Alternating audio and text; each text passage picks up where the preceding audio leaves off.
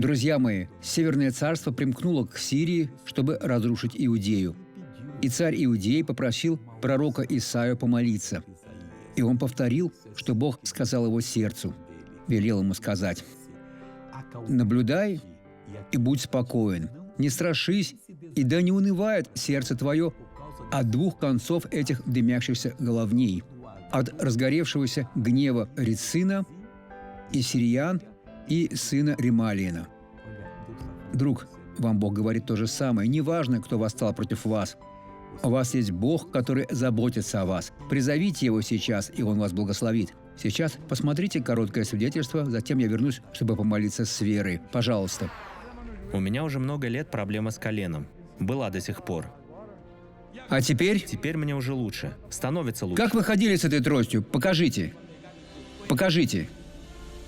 Выходите сюда в проход, чтобы показать нам, как вы шли сюда. В точности, как это было. Вспомните, как вы шли, так медленно, прилагая усилия. Теперь положите ее на плечо. Положите трость на плечо. Идите туда. Идите, идите. Вы видите, друзья? Теперь вернитесь сюда. Вернитесь сюда. Вернитесь сюда. Идите быстрее. Идите быстрее. Бог сейчас с вами.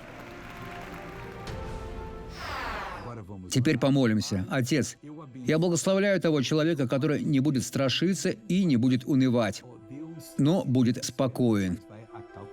Теперь, Бог, мы вместе посылаем это зло прочь.